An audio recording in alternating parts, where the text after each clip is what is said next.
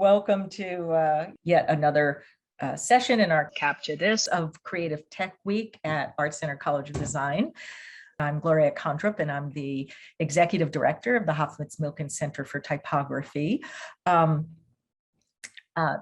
This is a multi-platform program that studies linguistic trends born within digital communication platforms and the transformative effect of emergent technologies and our use of languages and what these occurrences reveal about our future of communication. And obviously, it really extends how we think about the creation and use of languages. And of course, emojis have become a huge part of this communication process every day for all of us. So I'd like to introduce, though, I am going to disappear soon, and I'm going to let Robbie Knock, who's Director of Entrepreneurship and Professional Practice, take over and be the host and moderator of our wonderful guest. Thank you, Robbie, and thank you, Jennifer, and thank you everyone for attending. I am so looking forward to this. Thank you, Gloria, and hello, everyone. So pleased to be here today with Jennifer Lee. She's an incredible person, friend, collaborator, visionary at the intersection of a huge number of contemporary questions around technology, communication, publishing, literacy, translation, and the way that all of that comes together in and through our use of technology and language. So I just give a little bit of Jennifer's background here so you can get the sense of the breadth of what she works on and is up to. She's the CEO of Plimpton, which is a literary studio that focuses on digital publishing and innovations within digital publishing. She's the co-founder of the Credibility Coalition, which is a grassroots interdisciplinary group to create better standards for online content and fact-checking. She's the co-chair of the Media Entertainment Global Futures Council for the World Economic Forum. She's the producer of a recent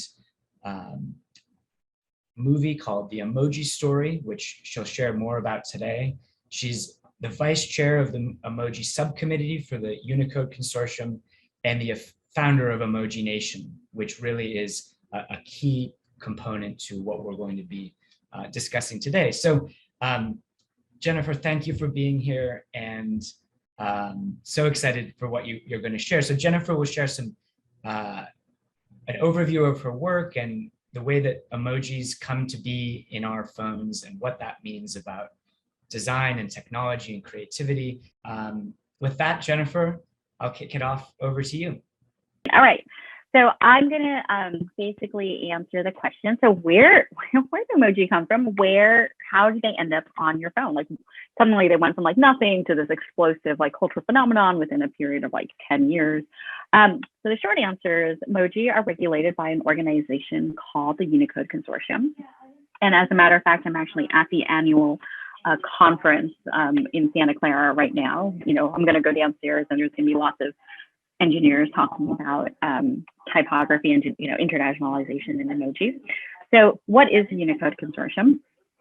Nonprofit group based in Mountain View, California, with mostly has members that are large US multinational tech companies. So those include places like Netflix, IBM, Microsoft, Google, Adobe, Apple, Facebook, and Salesforce. Those are fairly neat.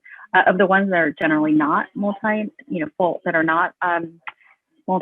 tech companies. You have a German company called SAP, and then you also have the government of Oman, which has been like a big stalwart kind of supporter of Unicode for a long time. These full members pay $21,000 a year, which is a lot of money, but there's sort of like an interesting little loophole, which is like, they have full voting rights, but as an individual, you can join for $75. You have no voting kind of rights, but you get to be on the email list. You can be on I guess in theory, you have the ability to attend the quarterly meetings, and you can like sign up on Unicode's website for $75. And I did that one year a long time ago when I was very distraught about the fact that there was no dumpling emoji. This was in 2015. And I was like, how could this be? You know, given how universal dumplings are and how universal like emoji are, right? Because like the dumplings, you have empanada, ravioli, you know, khiankali, you have like pierogies. Like basically every culture has their equivalent of like yummy goodness inside a carbohydrate shell, whether baked, steamed, or fried.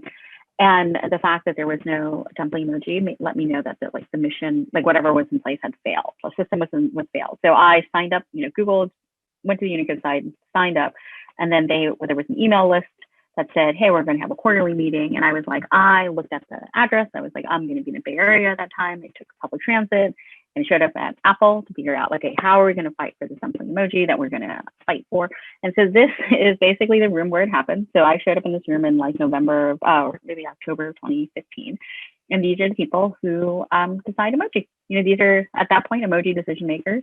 And I was kind of very like, it was like, this doesn't seem like the most representative kind of group to make decisions on behalf of a global, you know, visual representative language. I mean, they have a good sense of humor about it. One man's daughter actually made him a shirt that said shadowy emoji overlord. This is the president of Unicode. So I was like, oh my God, what can we do about this? Can we get the voice of the people into emoji? And so just in terms of giving you a sense of how the emoji decision making is made, it's actually fairly complex, but the nice thing is anyone can submit a proposal. Like you guys, like any individual, it used to be that you email docsubmit@unicode.org with your proposal. Now there's a Google form. We've kind of like freshened up. And so like, how does an emoji come to be? So first, you know, you come up with your idea, you write a proposal. There's a whole bunch of like detailed requirements around like how to write an emoji proposal and what stats and figures you have to show. Then it gets kicked to the subcommittee. So it's the Unicode Emoji Subcommittee. And they may have some feedback. They might like not like it, but if they have feedback, they'll kick it back to you for some adjustments, and then it goes back to you, and it kind of goes around the circle, and you know, until the emoji subcommittee feels like it can kick it out to the larger full Unicode technical committee. So what are some of the factors for inclusion for an emoji? There are many. So one is, you know, is there popular demand? Is it frequently requested? Do they think there is going to be use for this emoji? Another plus is whether or not there are multiple usages or meanings. So, you know, like for example, like a phoenix emoji, which does not currently exist. But, you know, there's both like the furred phoenix, which is, you know, sort of a fictional legendary bird, but it also has the meaning of rebirth. So they like things that even though they have literal meanings, they also have sort of larger like cultural meanings. Here's a key thing. It has to be visually distinctive and it can be recognized at emoji sizes. So it turns out emoji are very, very small. So making things that are visible and understandable at that size is really tricky. So there's some things, for example, that, you know, I think could be an emoji, but we just couldn't make it work. So one is cave. Like I think a cave, for so many different reasons, has sort of like emoji meaning, but at emoji sizes, it's actually really hard to draw. So cave has not sort of made it over the emoji like bump. Another thing is if it's filling a gap. This one's kind of harder and harder over time because many gaps have been filled. But like for an example of that is for a while, you know, they had red heart, yellow heart, green heart, blue heart, purple heart, black, white, I think, but no orange heart. So some guy was like, my rainbow of hearts is flawed, you know, like what's happening if he proposed an orange heart, and for many reasons, obviously, that completed the set. There are a lot of factors for actually exclusion or against inclusion, as we say. So one is like, it's too specific or too narrow. You know, this will sometimes come in like certain animals, like they want, you know, a specific kind of dinosaur. You know, now we have two dinosaurs, the Brontosaurus, or, you know, whatever the popular name for Brontosaurus is today, and then also a T-Rex. But like, should we also have a Triceratops? You know, should we also have a Stegosaurus? Those are somewhat tricky when you're getting more and more narrow. Redundant is an issue. So here, an example would be 1 year Butterball wanted a roasted turkey, but we already have a live kind of turkey, and so it was considered redundant to have have that. And it's not visually discernible. Again, this is like my cave problem. Kimchi also kind of struggles with this. I think it's a very culturally important and distinctive and like says a lot of things, but it's really hard to draw in emoji sizes. And then here's something that's really key. There are no logos, brands, deities or celebrities. So that means like no Nike swishes, no gods, no Donald Trump emoji. Like some people are always like, oh, you should have a Donald Trump emoji. No recognizable humans. So once it gets out of subcommittee and it goes to the full committee, the full Unicode Technical Committee meets 3 times a year and they vote on various things. Sometimes we used to do it quarterly. Now there's sort of like this one big annual push that gets the emoji out the door. Actually, we just had it last week. So if you look very carefully on the Unicode site, you'll actually be able to see before it's public, like or officially publicized, what the next 22 emoji that will be arriving in 2022 are. So there's a bunch of voting, and it quarterly they vote, and then annually they vote. There's a bunch of voting all the time. And oftentimes they're actually not doing hard voting, it's done by consensus. But it takes, and then after more time, it actually ends up on your devices. So that is how long it takes. All of a sudden, it takes about 18 to 24 months doing when you have your idea and when you see it on your device, which is a very long time. So, one of the things is like the history of emoji, like how did we end up here? Such that these little like, colorful glyphs are all the rage. So the first company that kind of popularized color emoji is recognized to be Docomo, which is a Japanese telecom company. They released a set in 1999. You'll see, if you look very closely, you'll see some of these like 12 by 12, kind of pixel images have actually kind of like descended all the way down to modern day, including like the year and then like, this thing and a lot of the smiley faces, even sort of the scream. These are actually now collected in MoMA, which I think is amazing as a recognition of like the significance they've had in like, design culture. So what happened was the Japanese, all the different devices had, the carriers had their own different sets of like little digital pictures. So, SoftBank had a set, Docomo had a set. So if you were on, it's basically like if you were on like different carriers, like if you were T-Mobile versus AT&T, you could send to people who also had T-Mobile and also had AT&T, but you wouldn't be able to send across like different phone carriers. That's in part because back then, the devices were much more hard coupled to the actual telecom company, like less so now. But as all of those kind of things evolved, what happened was they had different non-compatible sets. Then you had Apple and Google wanting to work in Japan, and then realizing that as people moved into email, they expected that their text kind of characters of these glyphs would also kind of like translate into email. But that wasn't the case because like you wanted to use in your guy's area, and then your emoji would basically disappear. So one little kind of legacy of that, or not legacy, but sort of an adjacent issue. Sometimes you'll be emailing with someone like with Microsoft, who's on Microsoft, and there'll just be this errant little capital J at the end of the email, and you're always like, huh, what is that? And what that is, it's sort of similar, which is that in a certain font within the Microsoft universe, the smiley face is mapped to a capital J on a certain font. So if you don't have that font, it bumps it back to a capital J. So like they'll see a smiley face when they're in their kind of Microsoft world, and then you will see a capital J. So similar things were happening here. You had basically, kind of these texts going, once they went into email, they just become copy both. So the SOS happened about 2007 when, Google and Apple were like, we need to sort of consolidate and unify all of this. So they went to the Unicode Consortium, which is very good at standardizing things.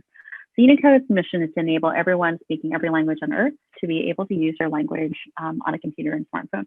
And they really see this as a human rights issue because like over time, if you cannot like digitally preserve or kind of transmit your language, essentially it will die out. So they spend a lot of time getting to the smaller and smaller languages, some of which have very few speakers, some of which are mostly academic.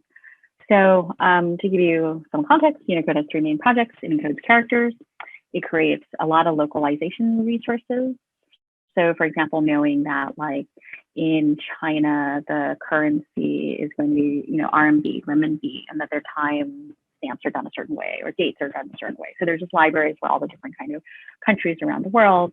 And then they also create the programming libraries that kind of helps you do it. So you're not, as a programmer, designing everything from scratch. So from 2007 to 2010, they spent a lot of time basically encoding emoji. This is the Apple version of the first set that was kind of published in 2010 called Unicode 6.0. And then it then hit the phone in 2011. And originally just the Japanese kind of operating systems, but essentially people have discovered these emoji and then forced, kind of found tricks to, even if you weren't in a Japanese kind of language setting, you could like force these emoji to show up. So you can see like where it hits Apple and then just kind of explodes over time. So we created a group called Emojination as part of like our journey, and the motto is emoji by the people for the people, and it aims to get the voice of the people in the room, now the Zoom, around emoji deliberations. And one of the ones that we've kind of pushed is the hijab emoji, which was led by a 15-year-old girl named Maruf Al-Humaidi, who is Saudi Arabian, but is in Germany. Those are the different versions of what she proposed and what eventually became. We also worked with Tinder, very oddly, to create an interracial couple emoji, which should be now on your devices. That was actually really hard because we had to like also propose like, how do you enter it? Like that, there was long press that did one skin tone, but then said like, how do you allow two skin tones? And when we have a big documentary called The Emoji Story that if we can happily make available for classes or for students or for like a shared viewing for the students and the faculty. And the nice thing, I think one of the more exciting things, is both the hijab emoji and the interracial couple emoji were collected by the Smithsonian's Cooper Hewitt Design Museum last year. What year are we in? 2021? In 2020. So that happened, and that was very exciting because now it's really nice to see that these aspects of digital culture are being, kind of recognized by our premier institutions. So that is me. So I think I can stop. If I stop share, ta-da, then it's me and Robbie. So I think that's my,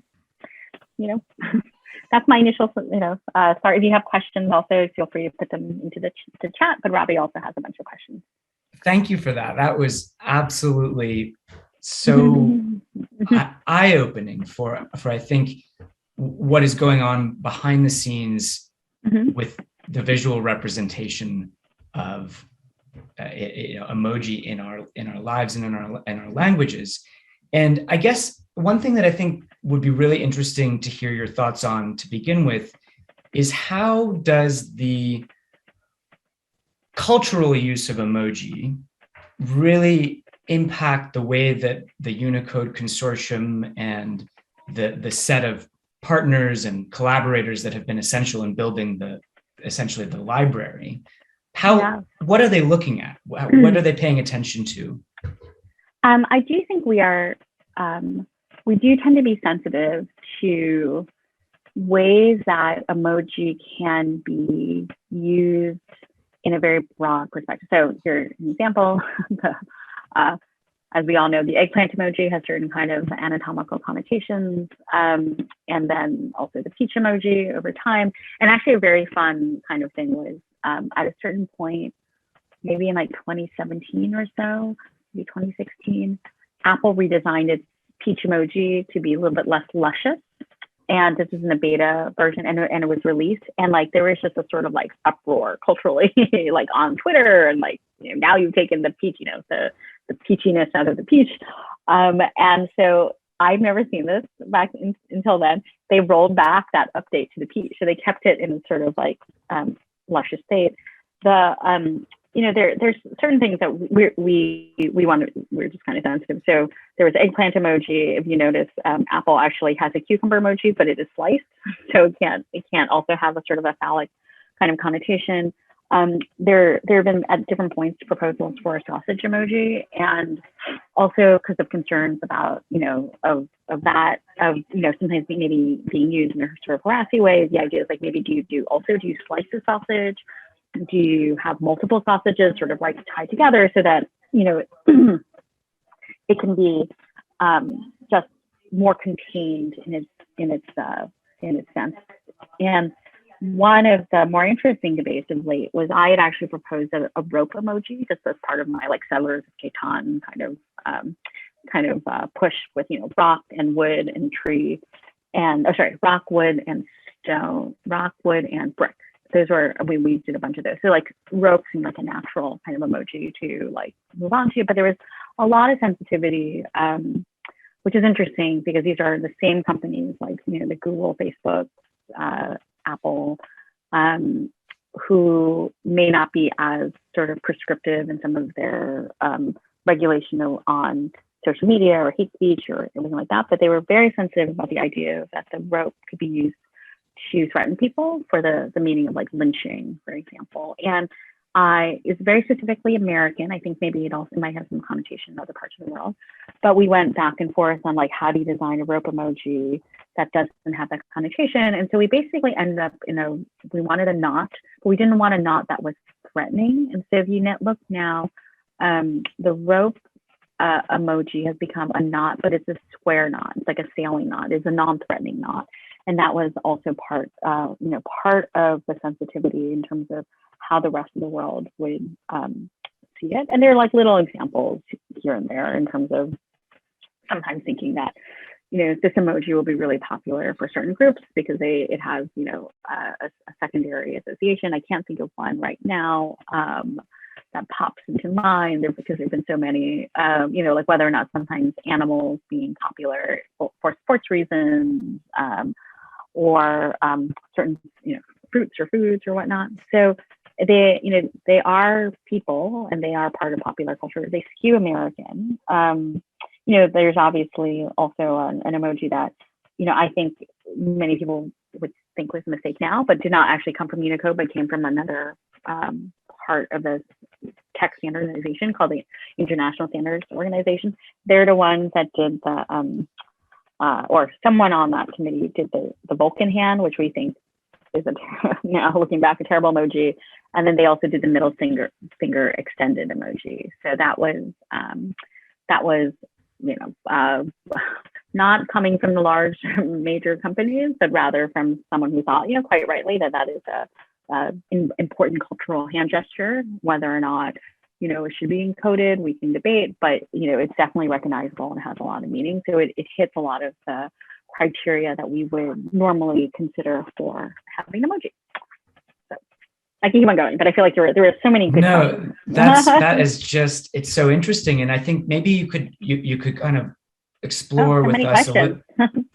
I know, and that we'll get to those in a moment, but maybe you could just explore a little bit more about how the visual design is constrained and what does the set of steps going into, say, the hijab, for example, how does it end up being exactly in that shape and formation? Yeah.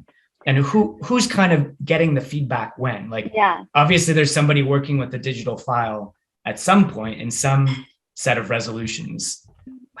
Who are they and what are they designing within? Yeah, so I'm going to bring you one of the funniest, here it is. So the first thing I would point out is all the different platforms have their different styles. And I'm going to drop a link into the chat, which is one of my favorite emoji kind of pieces ever, which is an entomologist basically reviews all the different ant emojis across all the different platforms. So that thing, if you guys later on have a chance to look at it, gives you a sense of the variety of aesthetics from the different platforms. So as a result, they're kind of starting from different places. Apple tend to be very realistic. I would say that dumpling by far is one of the most realistic emoji that I've ever seen. Almost like you could eat it. Whereas something like Microsoft is a very flat, very vector-y kind of feel to their art. So we'll start with that. That just on some level, all the different platforms are constrained with the look that they went for. So given that, emoji are square. So that's really tricky for certain things that really want to be vertical or like horizontal. So for example, dosa is I think that's a very important Indian food. It is unfortunately kind of very long. So sometimes like hard, sari was that, which is a piece of clothing that's also very vertical, was very hard. So oftentimes they'll try to put things on diagonals in order to kind of get the most like visual squareness out of it. So you'll see that with certain fruits and certain pieces of clothing. But the trick is because of the forced squareness and like the forced dimension, sometimes things feel like kind of disproportionate relative to like another emoji. So like, the cap emoji is relatively square. So it's like basically big, but like a coat emoji is like very vertical. So it's very small in proportion. Any kind of person who wore that hat and that coat at emoji sizes would have a huge head and a very small body. So that's always a constraint, sort of the squareness of it. Then there's like this whole thing of like, this is a more subtle debate, and I think we've basically moved away from this, but like, is a border, do you have a hard border on is it a view into something, right? And so some of the emoji that we see that are nature related, like the desert, and like there's a national park, and there's like a sky, and there's bridges. They basically look like little pictures, as opposed to like something like an apple or an animal that doesn't have isn't in something. So where this happens to be weird though are animals where you kind of need them to be doing something with their environment to be clearly that animal. So the sloth is an example. If we have a sloth sort of hanging onto a branch, that branch just like abruptly cuts off. It's a little bit odd, but like that's kind of sort of point of least conflict. The otter emoji is like floating on its back in water, for example, and that's also a little bit weird because like then the water kind of cuts off in emoji land. So that's sort of like a tricky question. This is where cave has, like the cave is sort of the absence, of stuff. And it's just, while like there's so many great arguments for its cultural significance, its linguistic significance, and whatever, just like visually it was super tough. And until we sometimes if you can't solve the visual presentation, it either is super delayed in getting through or it doesn't get through. And like one of the kind of debates of late is there is a donkey emoji that was proposed, and the whole idea was like, do you do a whole donkey head? Then how do you differentiate it from a horse? Do you then make it floppy, or do you like put some stuff on its back as a full body, or do you do nothing on its back? So there's this whole kind of thing of like, how do you show a donkey? So that's that. So it used to be that like all the vendors went off and did all their designs and then came back and see like what people did. And so you end up with some inconsistencies as a result of that. I'm trying to think of one of the best examples of that inconsistency. So the kneeling emoji, when we did that proposal, and it was driven by an artist who was very much inspired by Colin Kaepernick, it is one knee, and for whatever reason, most of the platforms, with the exception of Google, have come back with someone kneeling on two knees, which has like a completely different connotation, right? One knee versus two knees. So that's sort of like inconsistent. There was like an inconsistency that they try to fix over time now, and you'll see, which is basically spiral eyes versus X eyes. So there was something called dizzy face, and it doesn't actually tell you, like, for whatever reason, most people, in a good way, they draw dizzy face as having like spiral eyes, and Apple decided to do with X's, which had made it look like it was dead, not like dizzy. And so as a result, one of the things that the committee tries to do is not to describe things in like an adjective kind of state, but to describe them literally. So smiley face with X eyes, smiley face with spiral eyes, as opposed to saying like having someone interpret that. So in recent years, they've done a better job of actually kind of like coordinating beforehand in terms of there's an email list of designers, and they might discuss like, if we're going to do this kind of item from India, how are you guys going to do it? Like what culture and all that kind of stuff. So that I think has been better and less surprising when something's gone like slightly askew. So that's basically what has happened. So it used to be kind of everyone did their thing, and then it was like surprise, and then they had to like spend all this time kind of fixing it. And now they try to like coordinate so that they're at least on the same page, like color or like what direction is facing. So direction facing is another thing that used to be inconsistent, and they try to be more consistent about that. And the Unicode approval process gives guidance images, right? So it's either the emoji that was submitted as part of the proposal, or we didn't quite like that one, we'll often have another artist like redo it. So in theory, they look at those, and I would say in the past, some people paid more attention or less attention to those guidance images. And are you seeing at the level between Apple, Google, Microsoft, and maybe some of the other companies that have libraries, are you seeing that there are conflicts in the way that this visual language is being developed? Are there stronger voices? Is Google's approach resonating more with users, or is Apple's approach easier to to communicate with? And how is that interplay between the corporate view affecting the ground level?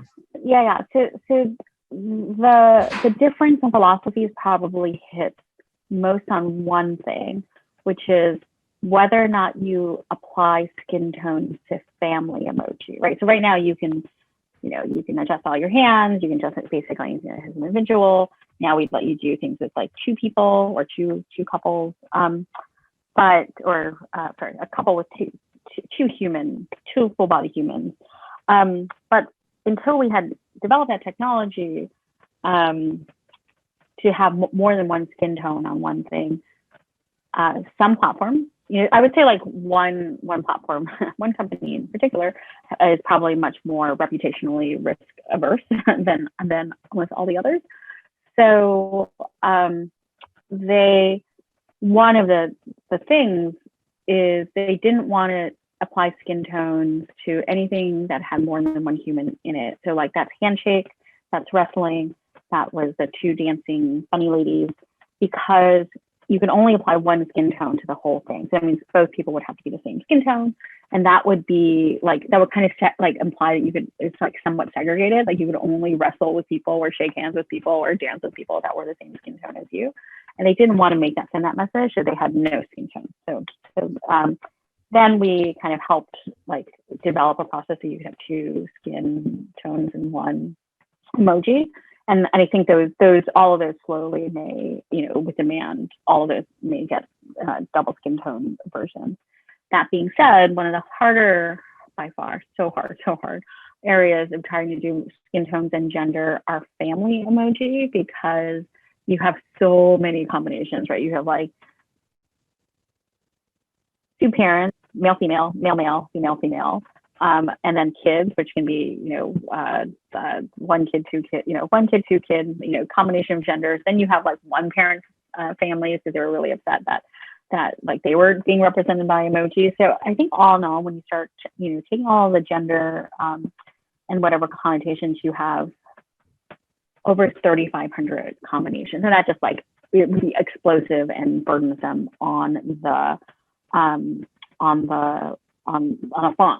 font technology, except for Microsoft, because all the other ones they literally like draw little pictures, and then when they see like the text encoding that like, oh, this is the family or whatever, they'll pop it in. So they have just like these huge libraries of these little pictures ready to go to map. Microsoft is different. They actually, I'm not like exactly sure how to describe it the most accurate way, but they kind of draw the characters on the fly, right? And this is one of the advantages of having the vector approach, because they basically say like, okay, it is this shape, it is a black, like it's almost like they color like in a coloring book. So for them, it is not that much trouble to if you have a family of four, they can draw the colors in on the fly as they render it. And so they don't have to store all these pre-made images in this like vast way. And as a result, technically you can actually have interracial family emoji in the Windows world. There's not necessarily a very good way to input it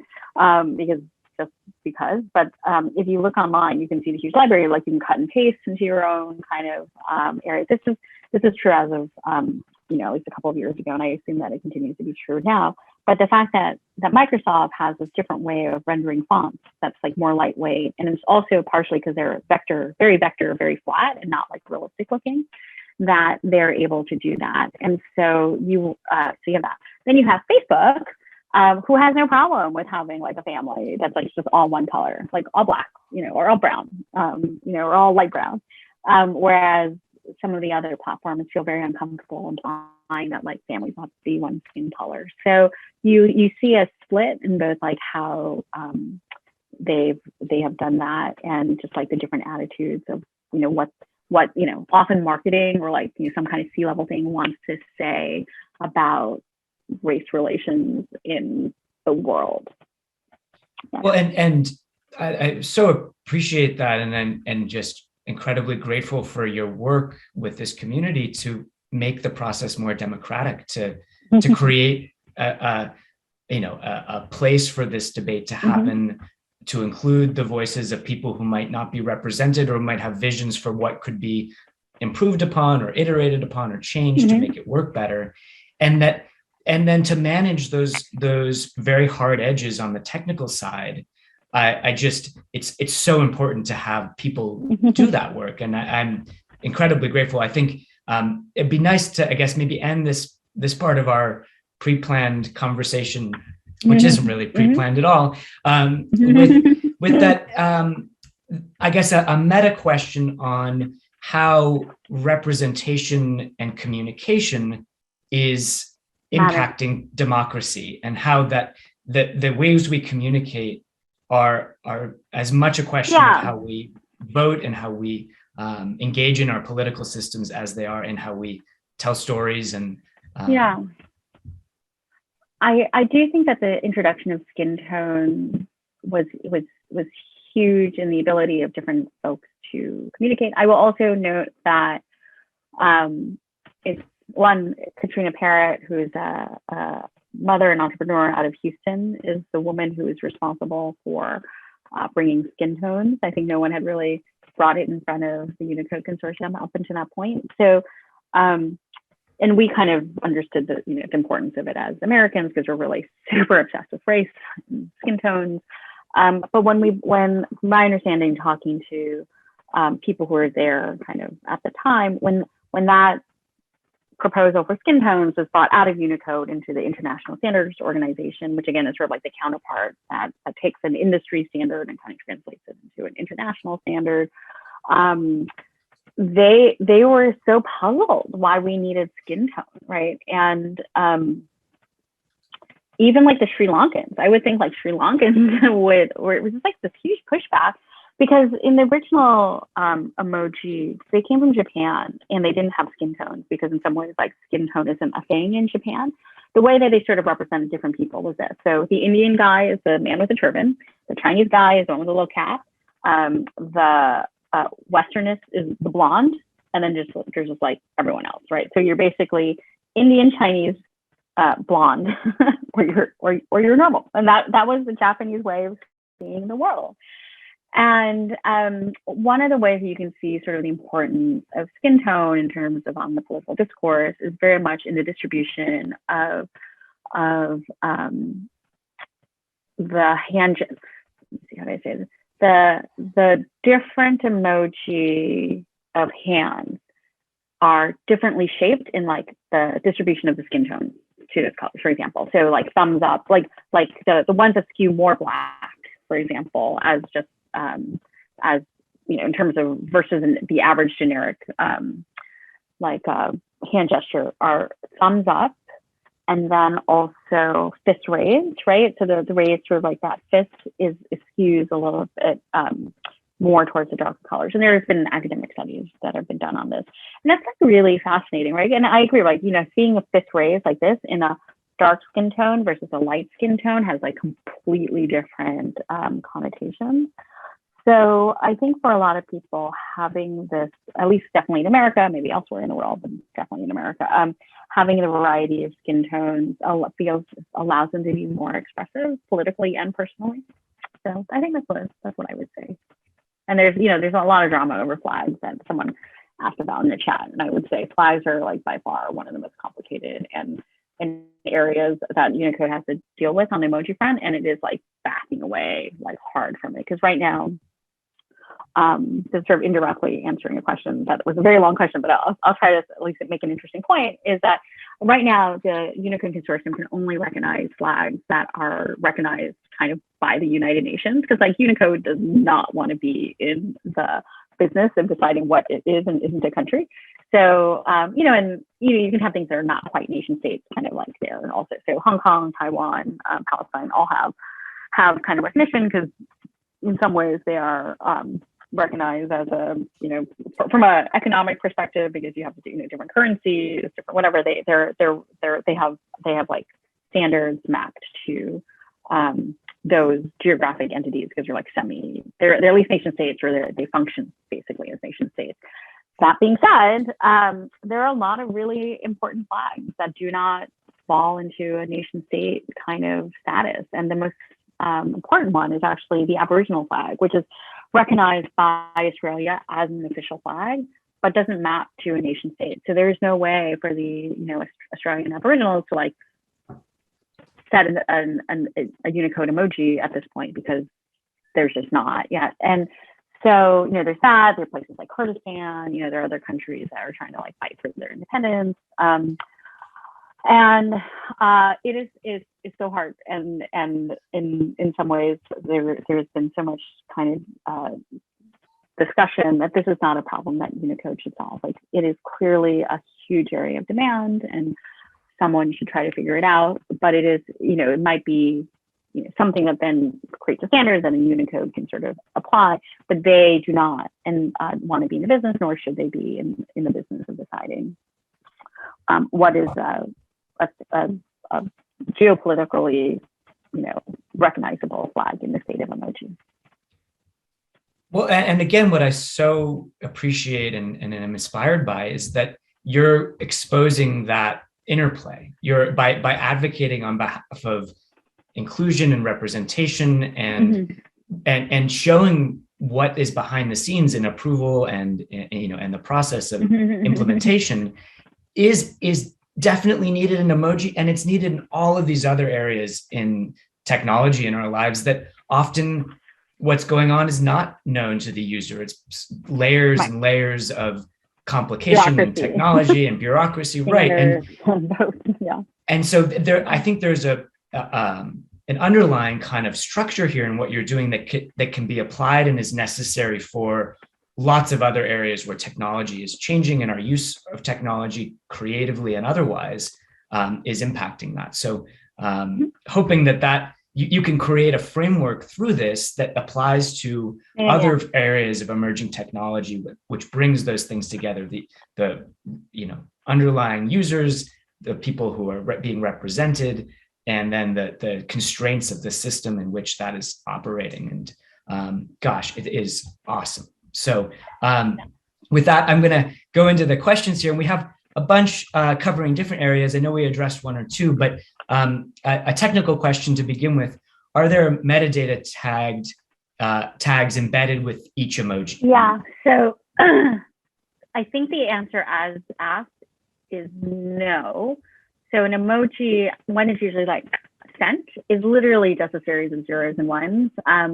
And then those zeros and ones are then like mapped to a character, So, when you're sending it between, let's say your iPhone, and then like it lands in Gmail on your laptop, those pictures in general are not the ones being sent. It's just a series of zeros and ones that then, it looks like, and this is actually like an interesting thing, like the Woman with Funny Ears, in terms of when they consolidated all the different sets, one of the weirder ones that kind of got mapped to each other, but actually are sort of the same, but not really the same, is that in the Apple version, it is two women dancing full body. On the Google side, it is a portrait of a single lady with the bunny ears, but those, and I can see why it got mapped together. So and those have very different connotations, right? Because like they both have, females and bunny ears. So actually one of my favorite things is we in order to get gender parity, we did male with bunny ears. And then the whole debate was like, well, what should they be wearing? Like, should they be wearing like other things? And we're like, no, they should be wearing the same exact thing. So they should be men in leotards with bunny ears. And it's still one of my favorite kind of emojis. And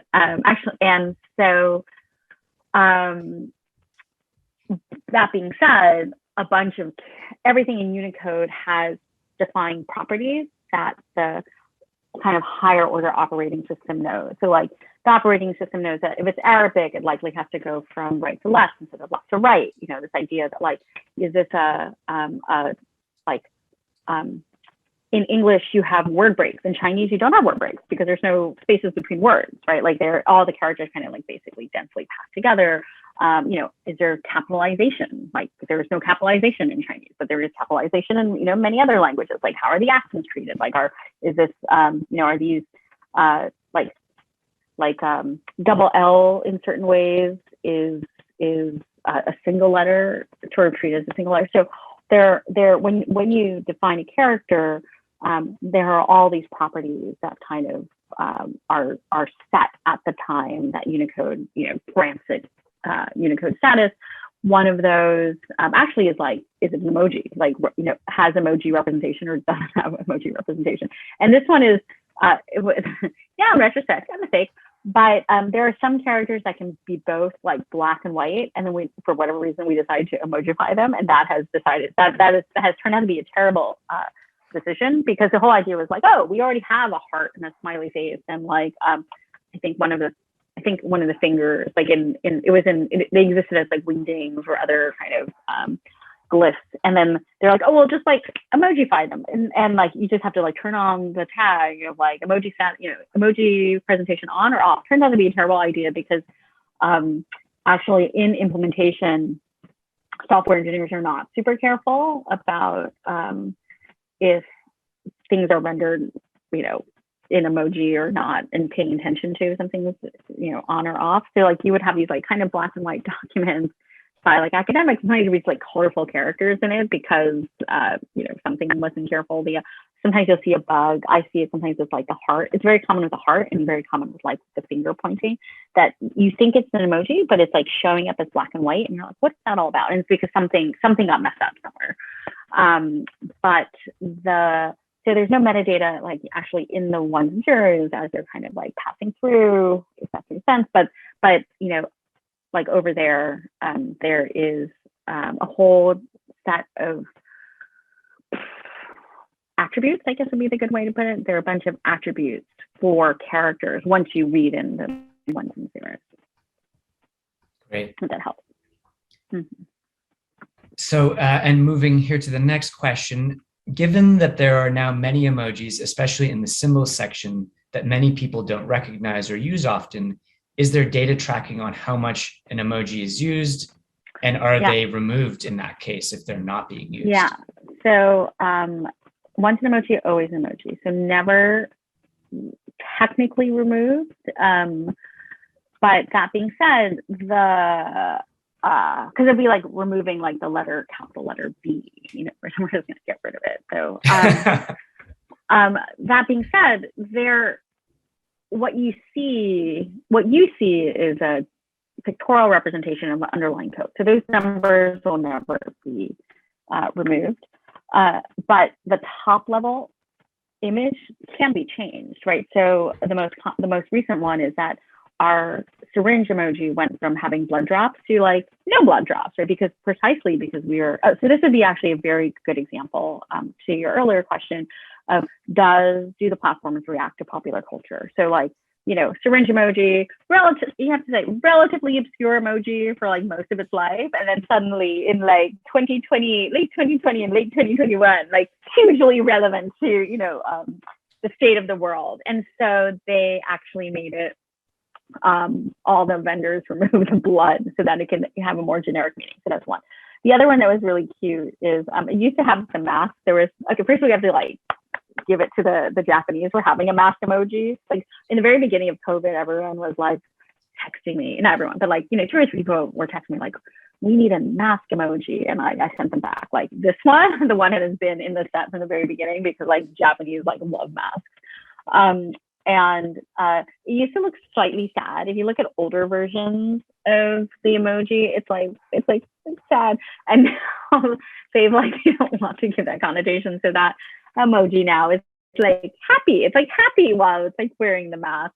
And the funny thing is, if you change the font or you change the image associated with it, it doesn't just change it going forward. It changes it on all the past representations that has ever been, right? Because it's the underlying number is the same. It's just the font representation that has changed. But I'm going to drop, I am going to drop a chart that is the frequency data of various emoji up to certain generations. Usually the most recent generations are not included. But one of the most striking things is that the face with tears of joy is equal to basically 10% of all emoji sent, 9.9%. It's very parallel. Like that single emoji is like 10%. I don't know that will stand, you know, given that I guess people feel it's very boomer and like Gen Z people are like we're past that. The second one is heart, 6.6%, and then heart eyes, and then the one that's sort of smiling. Actually, wait, you know what? I'm gonna share. So this one is 9.9%. Like that's huge, right? And then the heart, and then heart eyes, rolling face, smiley, thank you, and then it just like goes down and down and down. And so the way that they've done this chart is sort of by it's very interesting. So it's basically the ones in level 1. So level 0 by far the most popular, right? And then the ones that are ranked 1 are basically about they're about half the frequency of, or half the popularity of 0, and then 2 is half the frequency of 1. So therefore, you know, 1/4 of 0, and then all the way down. So as you go down, they exponentially get, you know, less and less and less and less. So some are kind of interesting, like in terms of like, oh, here, do you see this? Do you see this guy, this black and white one right there? That is an example of one of the emoji was originally a black and white character. They decided to emojify it, and like you can see here, it's showing up as black and white, which is sort of like a sign of its like this is why they decided now it was a bad idea from a policy standpoint to just sort of randomly emojify existing characters. And so you can see just even as a distribution, flags tend to be very underused relative to everything, because there are so many of them and most people are not using most of them. They're using the one that they care about. So some countries obviously are not used all that much. So it's sort of a nice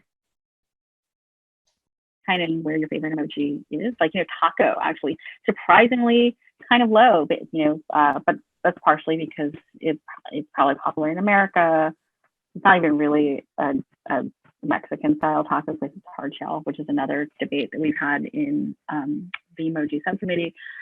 But you know, maybe not very popular in the rest of the world, so you know, relatively low. But I think what you see basically is that smiley faces and hearts dominate. Oh, so here is actually that black and white heart that I mentioned, that it shows up as black and white here, and here's a smiley face also as black and white. So these were originally things that were black and white characters. They're emojified, and they now look terrible in this chart, precisely because of the consistency and fuzziness.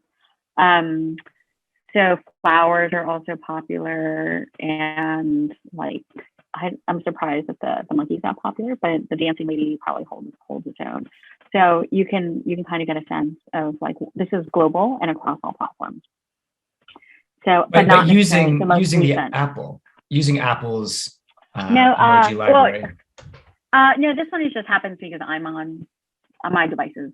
I'm on a Mac. So you're seeing, okay, so it would show up. Yeah, right. Yeah, so this is like Twitter data. I think it's Twitter data, Apple data, Google data.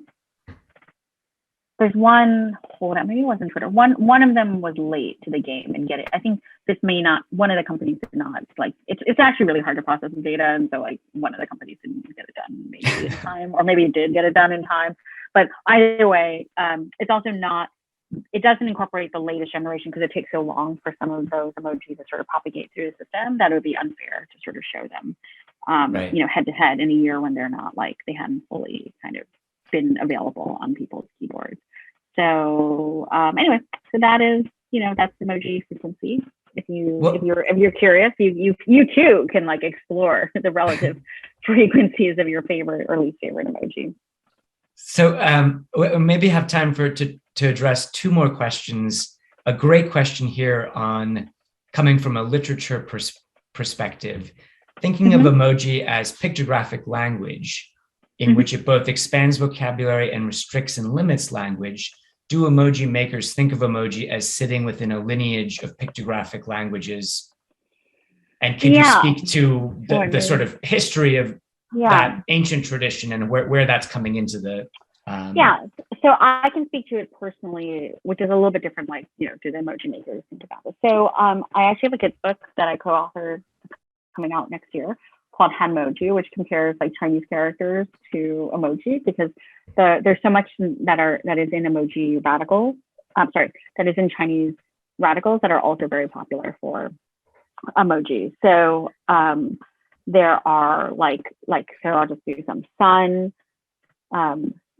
moon, mountain, eye, mouth, hand, fish, tree, water. Like, obviously these concepts were universal. If they kind of survived writing from like Chinese characters, you know, anywhere between 2,000 and 5,000 years ago, and then they're mirrored again in modern day language or modern day emoji, there's a sort of universality to them as part of the human experience, which I think is really interesting.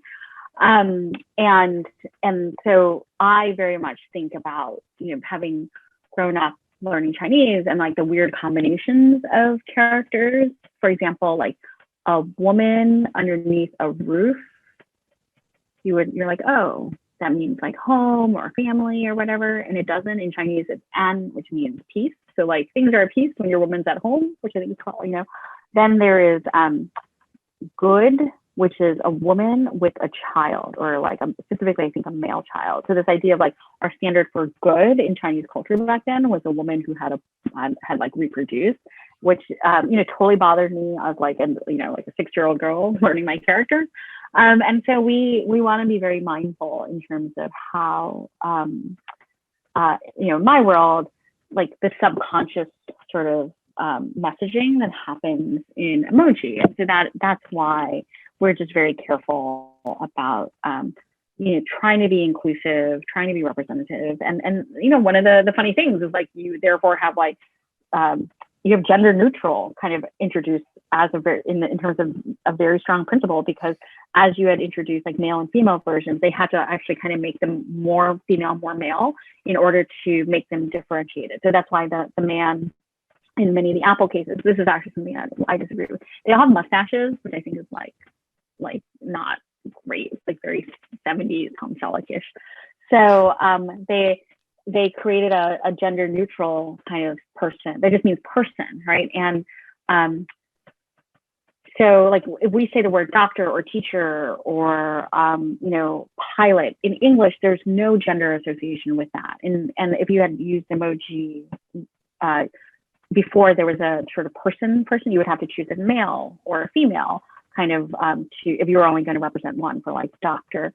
And the other place where this ends up being very tricky is in German, because they don't have like a gender neutral term in many cases. And so it's been tricky sometimes to like come up with the word to describe the gender neutral human for different professions when they're translating all the emoji names into German, which I thought was fascinating. So in terms of the linguistic representation, I think one thing I would point out in sort of just like a meta thing is like, I would argue that emoji are the first truly digitally native, like language isn't quite the right word, because linguists always like beat up on me or anyone else for saying like emoji are a language, because it's missing many features of a language, but like medium of communication, because they're so colorful and so pretty, and like, and there's so many of them, and you select them through touch, right? It's like, it's the fact that we can have these devices and we can touch these devices that can create these characters. Whereas in most languages are spoken first, and then maybe then mapped to a written form in order to convey the spokenness of it. But there's no spokenness of emoji, which I think is really fascinating. And one of the weirder places for lack of spokenness in emoji land is there's nowhere to say I and there's nowhere to say you, which are in any spoken language one of the most fundamental principles of like what is to be said, but not in emoji, because you know sometimes so you see people struggling to say like I or to say you in through digital representation. Well, I think that is a great place to wrap up, and a challenge for all of the future emoji designers and users as to how to address that. And I think those types of questions really do resonate in the design and creative community so much, because it is about how do you represent visually that that position or that perspective, or from where do you look, or where do you read, or where do you center a narrator or a perspective? And well, Jenny, thank you so much. This was brilliant and covered such a wide range of questions and areas, and really, really inspiring stuff. So and we invite you to come to ArtCenter whenever you want to engage your students, to maybe meet some of our community who are working in the visual design of the space. And for any of those that want to get in touch with you directly, is it best to reach out through Emojination? I think there were a few folks that wanted to follow up. Yeah, or you can email me. And I'm also happy if you guys, I don't know if you guys are quite in person yet, because I know it varies all around the world, but I'm happy to do a screening of the documentary and do Q&A. And some of the people may even be able to zoom in, because I think that gives a pretty good lay of the land on the issues of emoji. And Adobe can sponsor it. Adobe gave us a bunch of basic sponsorship to do education and museum screening. We would love to take you up on that, and to try to do it in person when we are back on campus in the start of 2022. So that would be great. Thank you so much. And don't be a stranger, and we'll see you whenever we're here again. And, thank you to everybody who was here today, Gloria and the HMCT team. Thank you very much, Jenny. And thank you to everybody out in the Zoom land. We'll see you next time. Bye.